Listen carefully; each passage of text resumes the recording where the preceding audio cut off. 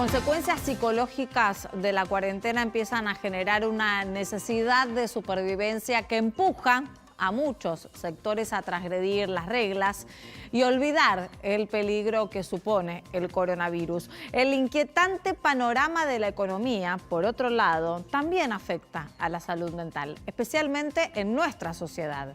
Los argentinos hemos tenido la hiperinflación y le tememos a la hiperinflación. Vemos cómo cada vez más sectores caen en la pobreza. Todos, seguramente ustedes también, conocemos la frustración de algún emprendedor que no pudo sobreponerse a la pandemia. La pregunta que hoy nos hacemos es ¿cómo se regenera una economía destrozada en plena pandemia?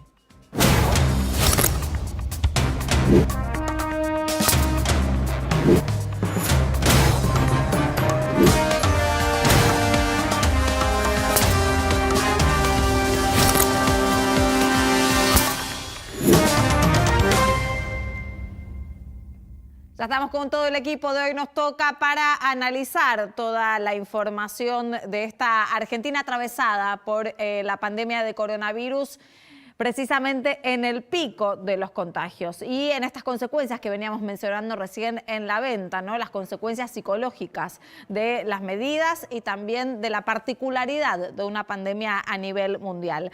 Hablamos con Alicia Stolkiner, que es psicóloga y es integrante del comité asesor de Alberto Fernández. Alicia, buenas noches, gracias por atendernos. ¿Nos escucha?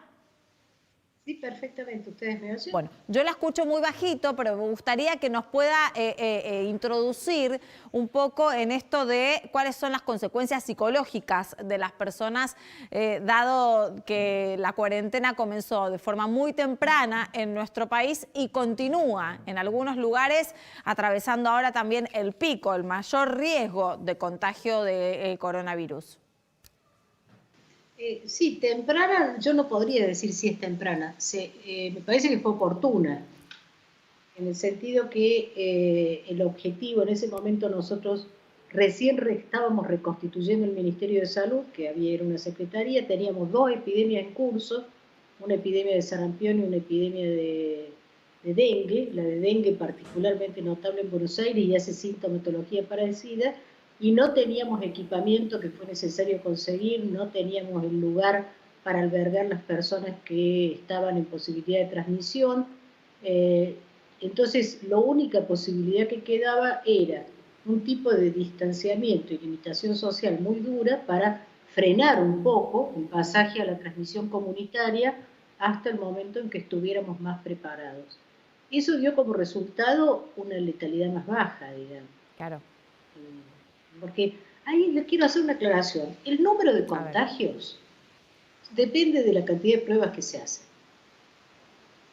O sea, si un país prácticamente no hace pruebas, vamos a tener el número de internados y el número de muertos, pero no vamos a ver el número de contagios.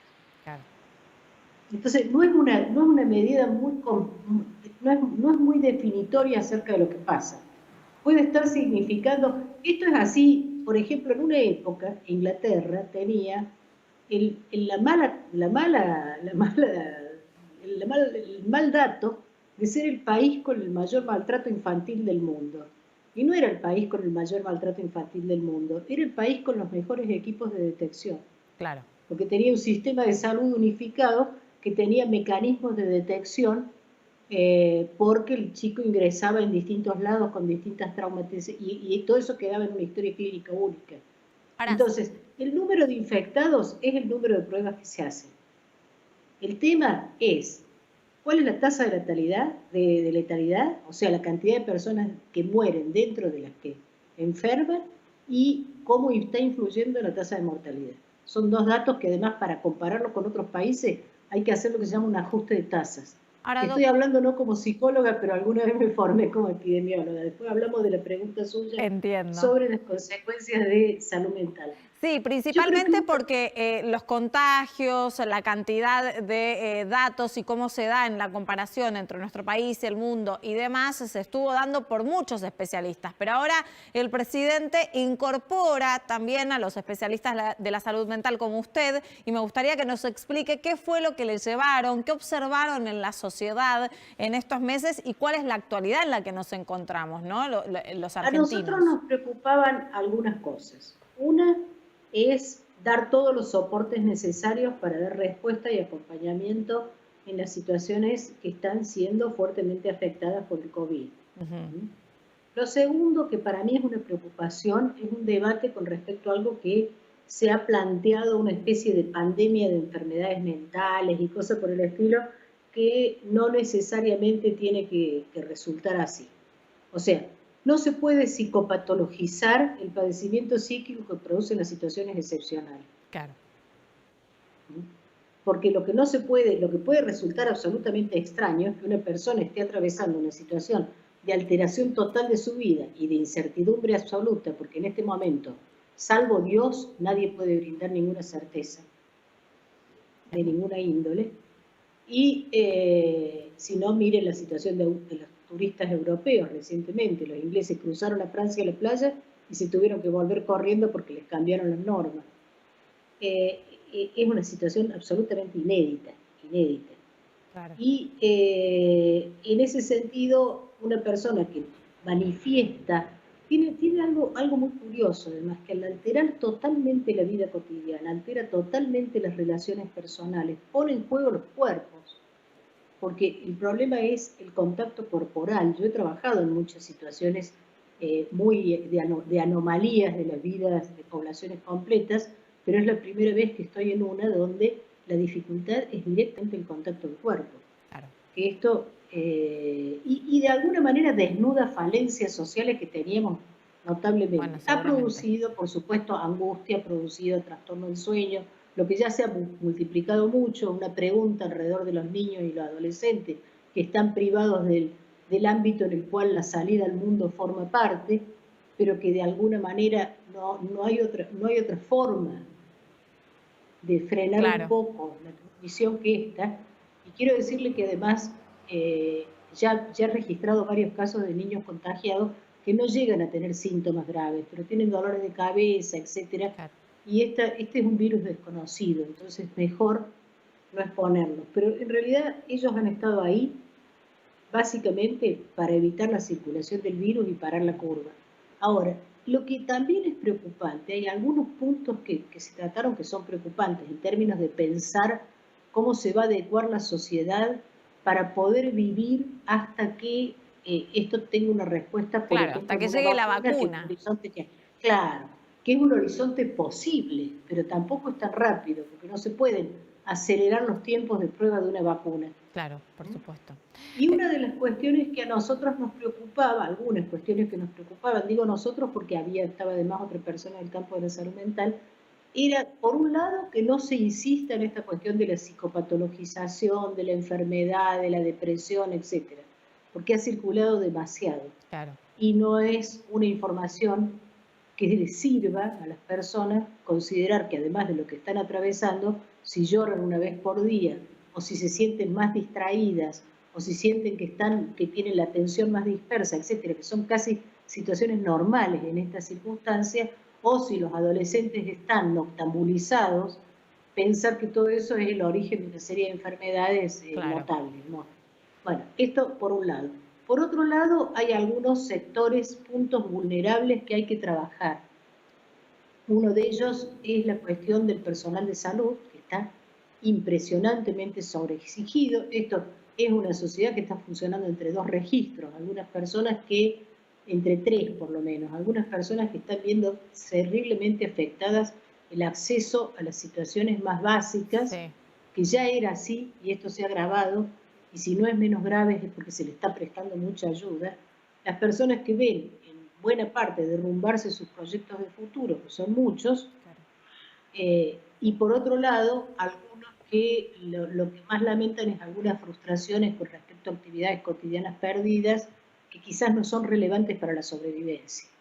Y en el medio de eso, además, está el personal de salud, con el cual refiero no solo los médicos, las enfermeras, los trabajadores como psicólogos, que hay muchos trabajando en los sectores estatales, sino hasta el personal de Claro, el limpieza, personal que de está haciendo un limpieza. sacrificio impresionante. Sí. O sea, hay personas que para poder trabajar en el sector salud, siendo, por ejemplo, convivientes con una persona de alto riesgo, no pueden convivir con su pareja. Claro. Empieza a resquebrajarse un poco el tejido social también. Doctora, disculpe que la interrumpa, tenemos muchísimas preguntas también por parte del equipo. Sí, Nico. Sí, ¿cómo le va, licenciada? Le quería preguntar desde el punto de vista de algo que fue lo primero que trascendió después de que se sumaran que se sumara usted al equipo de asesores, ¿no? ¿Cuál es la diferencia, más allá de una cuestión etimológica matemática de decirle cuarentena a algo que ya ha excedido los 40 días? ¿Cuál es la diferencia entre decirle cuarentena y aislamiento social preventivo? Porque se ha hecho mucho hincapié en eso a nivel comunicación. Bueno, yo personalmente, y no quiere decir que el presidente siga mis indicaciones porque no es así, y porque ya tenía asesoría en salud mental, tiene una dirección de salud mental, etcétera, con la cual yo he colaborado, yo nunca usé el término cuarentena para referirme al aislamiento social. Reservo el término cuarentena para lo que se hace con una persona que llega del exterior, por ejemplo, de un país infectado, o que ha dado contacto directo y es un posible transmisor, y entonces se lo aloja de manera totalmente aislada durante un periodo temporal definido que tiene que ver con la posibilidad de contagio. Eso, para mi gusto, representa bien lo que es la cuarentena. Ahora, cuando nosotros iniciamos el aislamiento social, eran una serie de normas que tenían distintas medidas de circulación con restricción de algunas actividades, cierre de otros y permanencia de algunas. De hecho, nunca hubo un momento en el cual yo no pudiera pedir que me trajeran algo, un objeto de un lugar a otro de la ciudad, porque los sistemas de traslado funcionaron siempre, y por decirle un ejemplo, la entrega de soda funcionó, salvo una semana, funcionó casi permanentemente. Lo que se cerró, lo que se trató de limitar en las grandes ciudades es la circulación, la cantidad, y eso se calcula matemáticamente, la cantidad de gente en circulación. Un solo tren viajando, como yo viajaba a las 6 de la tarde de acá hasta la Universidad de Lanús, eran cientos de infectados si nosotros lo permitíamos. Entonces, son medidas que se van tomando de distintas restricciones que tienen que ver con justamente lo que se hizo y se logró en algún momento con una demora en la transmisión de un virus que tiene un estilo de propagación casi diría, tiene un estilo de propagación altísima, exponencial es el término matemático, ¿no? Entonces, ahora, para la gente fue una transformación radical de la vida cotidiana, para muchos de nosotros. Claro. Para muchos de nosotros. Y creo que una de las cosas... Se lo marco porque llamó poderosamente la atención que al día siguiente el presidente hablara y mencionara que no había cuarentena, sino un aislamiento social. O sea, la palabra estaba instalada, ¿no? Como que estamos en cuarentena y la prolongación de la cuarentena. Si usted se fija en los decretos, ninguno dijo cuarentena. Todos los decretos, todas las resoluciones de la Ciudad de Buenos Aires, a nivel nacional, etcétera, dicen aislamiento social preventivo. Bueno, era el término en algún punto que manejaba también toda la sociedad, ¿no? Entonces los políticos también lo fueron incorporando. Sí, Gise. Sí, Alicia, ¿cómo está? Usted habló también en estos días de lo peligroso que es lo que se está dando en un sector de la sociedad que sale y está llevando su vida en los parques o en la ciudad, en la provincia, sobre todo en el conurbano, de la negación del riesgo. Mi pregunta es, ¿por qué se da eso? Si hace bien el gobierno en llamarlos irresponsables o si es un mecanismo de defensa natural del ser humano para continuar con su vida. Es un mecanismo de defensa y simultáneamente creo que en algunos casos es instrumentado por personas que son irresponsables también, ¿no? Pero es un mecanismo de defensa con el cual, porque todos nosotros negamos determinados riesgos para poder vivir. Si no, yo no me subo a un auto por un país que tiene la estadística de mortalidad de accidentes de tránsito que tiene este. De hecho, bajó ahora durante el aislamiento. Hay algunas cosas que no se dicen, que bajaron, que nos dan un indicador de lo que tenemos que modificar. Bajó la mortalidad por accidente de tránsito, bajó la epidemia de bronquiolitis, que el año pasado tuvimos una epidemia de bronquiolitis que costó vidas de niños y que además rebasó los servicios de terapia intensiva infantiles, y esto porque nosotros no teníamos, ni instrumentamos, ni se pensó en hacer ninguna medida de cuidado preventivo o aislamiento preventivo particular o de cuidado de higiene de las escuelas, digámoslo así. Seguimos funcionando como si no existiera. Entonces, ahora, cuando todo de alguna manera vuelva a ese oxímoron que se llama la nueva normalidad, quizás, además de prevenir esto, vamos a prevenir la bronquiolitis. Vamos a tener jabón para que los niños se laven las manos, vamos a tener determinadas distancias, no vamos a tener esa práctica que tenemos de que las personas van a trabajar enfermas tomando un antigripal porque total si no pierden el presentismo y en el camino producen un contagio permanente. Todas esas cosas que ya vimos con la gripe A, las vamos a tener que revisar. Ahora, la pregunta era con respecto a las personas, la negación, alguna negación hacemos, ¿sí? Y algún cansancio se produce. Y la negación consiste en pensar, no me va a pasar a mí. Claro. O, si me pasa, no me voy a morir por ello. Y el problema es que la persona que hace esa negación y dice, a mí no me va a pasar, o es una gripe menor, o pasa unos malos días y después que se me pasa, etcétera, porque soy joven, primero puede estar errado. Por suerte, la estadística de que esté errado y muera por eso no es tan alta. Por suerte, porque nadie desea que mueran los jóvenes. Pero ese joven después se cruza con no sé quién, lo contagia, que también es asintomático, se cruza con no sé quién, y la tía de esa persona que la va a visitar, resulta que termina siendo la persona que es una cuidadora en un hogar de personas de adultos mayores y produce varias muertes. Claro, esa es la característica.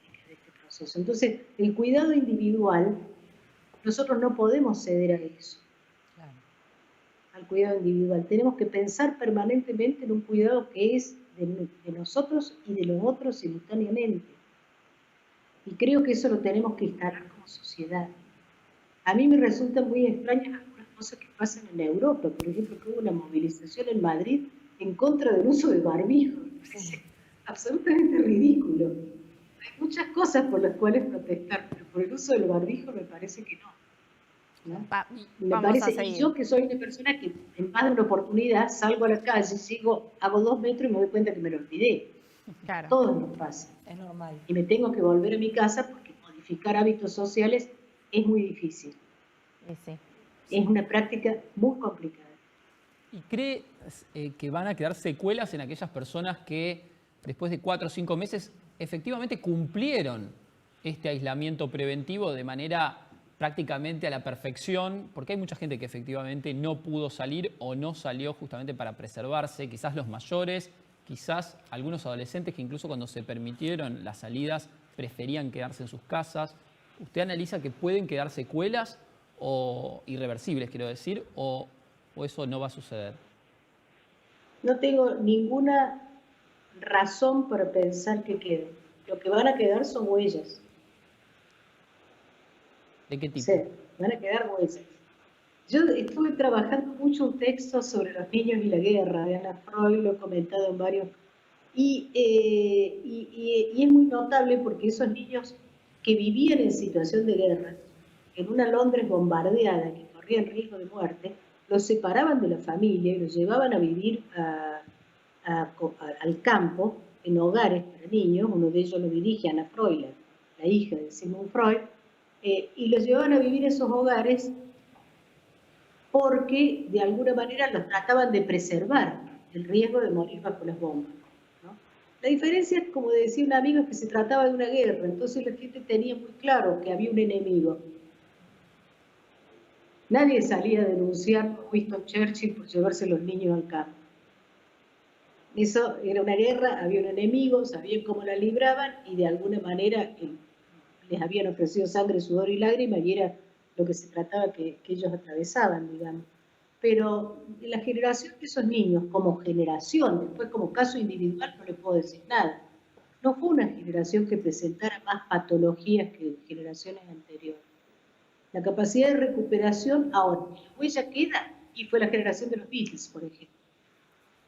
Ahora, una consulta, porque Con muchas con respecto a esto, hay muchas madres preocupadas porque sus hijos presentan cambios que van teniendo en el carácter sus niños, ¿no? Mis amigas me cuentan, mi hermana me cuenta, o que les da miedo por ahí acercarse a otros chicos o salir, los adolescentes no quieren salir. ¿Eso cómo se va recuperando después el día de mañana? A la luz de lo que pasó en Europa sale todo el mundo una vez que lo abren. Lamentablemente en algunos casos, porque Europa no estaba recuperada. Calculo que quedará alguna persona, qué sé yo, los niños les costará salir. Los chicos tienen mucho temor por los adultos, ¿eh? O sea, han recibido demasiada información de que se puede morir la abuela si ellos se contagian o cosas así. Y muchos de los adolescentes que cumplen la cuarentena tienen también temor por sus familiares adultos. Claro. Y quizás es un ejercicio de cuidado que no está mal, por más de que les cueste. Y después tenemos un problema preexistente desde hace mucho tiempo, que es un síntoma que se inició en Japón, que es el de los jóvenes y adolescentes que se meten en el mundo virtual y prácticamente no salen de casa y viven encerrados. Pero esto es anterior a la pandemia. Sí. Tiene un nombre, inclusive como síntoma. Ahora, los que eran así, no sé si se van a modificar, no van a mejorar como Claro. Sí, Nico.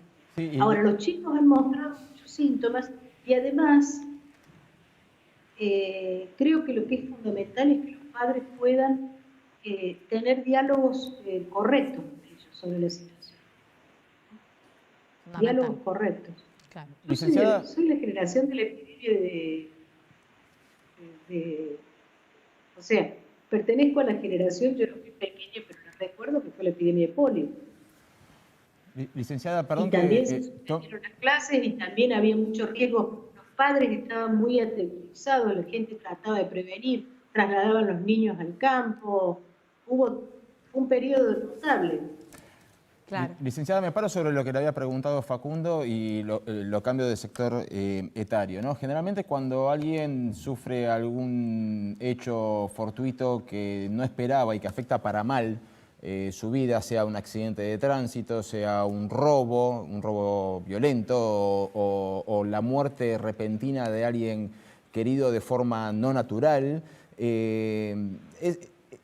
generalmente termina siendo asistido por un equipo psicológico para evitar estrés postraumático, como se le ha llamado más de una vez. ¿Cómo puede llegar a considerarse que 5 meses en los cuales toda una sociedad, pero toda una sociedad, en el caso de la Ciudad de Buenos Aires hablamos de 3 millones de habitantes, si le sumamos a ambas, sumamos 14 millones de personas, de un día para el otro se les cambió la vida y por 5 meses todavía no tienen horizonte de cuándo va a volver a recuperar la normalidad? ¿Cómo puede ser que eso no deje secuelas? Yo digo que deja huellas. ¿Secuelas qué significa? Si uno se fractura una pierna y la pierna después suelda adecuadamente, lo que queda es una cicatriz, no una secuela. Secuela es cuando deja una enfermedad. Ahora, ahí le quiero hacer una aclaración. Ha habido mucha asistencia psicológica. Se reconoció las empresas de medicina prepaga y las obras sociales por indicación de la superintendencia, terminaron reconociendo la atención virtual que se está haciendo. Los servicios de salud mental siguieron funcionando de manera virtual o presencial. Los hospitales monovalentes siguieron funcionando de manera presencial o virtual. Y se crearon una serie de servicios de teléfonos para atender a las personas que estaban aisladas con COVID o que estaban en cuarentena por COVID. Se han creado o se han mantenido servicios preventivos en salud mental dentro de las dificultades de la situación y dependiendo de cada provincia, de cada municipio, etcétera, le puedo asegurar que se ha hecho bastante. Lo que yo creo es que vamos a necesitar generar redes y sistemas comunitarios de asistencia importantes para reconstituir estas problemáticas. Pero la gente no necesariamente va a quedar. Además hay una cosa muy curiosa, las personas con problemas severos, que habían tenido internaciones, y que mantuvieron sus sistemas de cobertura, sus sistemas de asistencia y su red de contención, no se agravaron. Eso es muy notable, no se agravaron. Y después ha habido los modelos de crisis o las situaciones que tienen mucho que ver, de acuerdo con la historia de cada uno, con cómo se procesa esto. Sufrir, hemos sufrido todo. Claro. Giselle. Alicia, ahora, a ver, la pandemia, usted hablaba antes de un enemigo común que se visualizaba en la guerra. La pandemia es algo que la naturaleza, Dios, los dioses, como se quiera llamar, lo mandan. Pero la cuarentena o las medidas que toman los gobiernos, esos ya son responsabilidad de los gobiernos. No hay nada que hayan hecho mal. Digo, por ejemplo, en la provincia de Kicillof no deja salidas recreativas a los niños, los deja ir al supermercado. En la ciudad sí se los deja, o sea, los gobiernos pueden tomar decisiones. ¿Qué aconsejó usted cambiar? Por ejemplo, algo que no están haciendo, que se está haciendo mal. Los enfermos se mueren solos, por ejemplo, en las clínicas. ¿Qué le aconsejó? Eso fue exactamente uno de los temas que trabajamos y que se está intentando modificar. Hay un hospital de La Plata que ya está haciendo algunas medidas. O sea, no es solo los enfermos mueren solos. Las personas asistidas están en la más absoluta soledad. Y los equipos de trabajo lo tratan de paliar, se le da con mecanismos de comunicación virtual con la familia, etc. Quiero decirle que nosotros tenemos una ley muy importante, que es la ley de muerte digna. Y creo que debiéramos retomar una forma de acompañar dignamente el final de la vida en estas circunstancias y el acompañamiento. Lo que pasa es que si tenemos desbordados los servicios de salud, si no tenemos un cuidado preventivo de la población, etcétera, no va a ser posible porque la gente además va a morir sin asistencia en las casas. Eso sí, acompañada, pero sin asistencia, como ha pasado en otros países. En bastante, inclusive en países desarrollados. ¿Y otra cosa que le haya marcado al presidente que tenga que cambiar, que no había sido correcto? Es que no es que ahí nosotros teníamos que indicar lo que había que cambiar o no. Es una reunión donde lo que primero se vio fue la situación general. Algunos de los problemas que aparecieron ahí me parece que son correctos, es la federalización del problema y la vuelta atrás de algunas provincias. Si me pregunta cuál es la principal preocupación que tenía el presidente en ese momento, la provincia de Jujuy. Una provincia que, si bien no es políticamente afín al gobierno, tiene ciudadanos cuya vida está en juego y que había que asistirla. Pero eso fue un comentario que hizo al pasar. Y no es que nosotros, si usted me pregunta, yo soy una investigadora, entonces, a diferencia de las personas que en general opinan sobre todo, yo trato de trabajar sobre el campo de investigación. Entonces, si usted me pregunta relevamiento de por qué no se permitió la circulación de los niños en la provincia de Buenos Aires, yo tendría que ver el cálculo que se hizo alrededor de qué cálculo matemático de riesgo del movimiento poblacional significa, al margen que la provincia de Buenos Aires tiene algo que la ciudad de Buenos Aires también tiene, pero en menor escala, que son todas esos asentamientos humanos en condiciones de vulneración de derechos, en los cuales no se hace, ni se puede hacer la cuarentena en la casa, y lo que se hace es tener, quiero decir, cuando dije la cuarentena en la casa, me refiero cuando enferma una persona del hogar, que en clase media puede suceder, que quede dentro de la casa y le llevan la comida, etcétera, tener los espacios donde colocar esas personas en aislamiento y además tener un trabajo conjunto de cuidado del barrio, de la comunidad, que está dando bastantes buenos resultados a partir de cómo venían las cosas hasta ahora. Claro. ¿No? Creo que lo que tenemos que pensar todos, les voy a poner un ejemplo, en este momento lo he dado ya 1000 preguntas que me han hecho. Están funcionando todos los frigoríficos y no tenemos ninguna infección en frigoríficos, hubo una y ya se acabó. Y funcionan todos los frigoríficos del país, ¿no es cierto? Y esto es porque están aplicando protocolos que se acordaron con los empresarios, se acordaron con los obreros, con los gremios, etc. Pero es mucho más fácil fijar un protocolo de funcionamiento en una fábrica que ya tiene un protocolo de funcionamiento y donde las personas van a trabajar, que fijar el protocolo de un asado familiar. Alicia. Para que la gente se...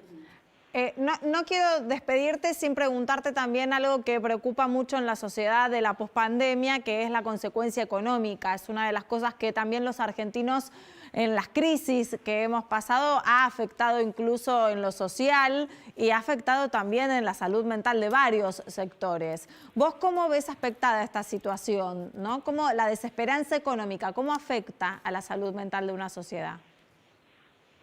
Bueno, ahí sí hay estudios. Por ejemplo, la crisis económica. Esta es una sociedad que viene con un estrés económico de 3 años por lo menos. Claro. La crisis del 30 fue el primer caso, se hizo un estudio epidemiológico de suicidios por desempleo y de recesión. Esto después hay una investigación en Grecia, se hizo cuando la crisis griega, y creo que prácticamente es una tendencia que se mantiene, que después de la crisis del 30, finales del siglo XX, etcétera, o fue adquiriendo la característica de tomar los grupos etarios en punta, los adolescentes y las personas de adultos mayores, no las personas intermedias. Claro. Entonces el empleo, desempleo, precarización del empleo, etcétera, tienden a producir un tipo de sufrimiento psíquico que está investigado, ¿no? Y en este momento eso, ¿qué le podría decir? Esta pandemia vino y enganchó sobre una crisis que se inició en el 2008 a nivel mundial y no ha parado. Bien. No ha parado. Bueno. Yo no veo, tengo contacto permanentemente con otros países, incluyendo Estados Unidos, y no es una característica específica de la Argentina en este momento la desaparición del empleo, por un lado, y la pérdida de capacidad adquisitiva de amplios sectores de la población, y obviamente la incertidumbre. Imagínense un país como España que necesita el turismo. Sin saber, claro. La incertidumbre es letal en estas circunstancias. Alicia, gracias por atendernos. Bueno, que tengas buenas ha noches. sido un gusto, Buenas noches. ¿Cómo se resurge, ¿no?, de una economía tan conflictiva que nos espera no nada más a la Argentina, sino también al mundo? Lo vamos a ver después del corte también.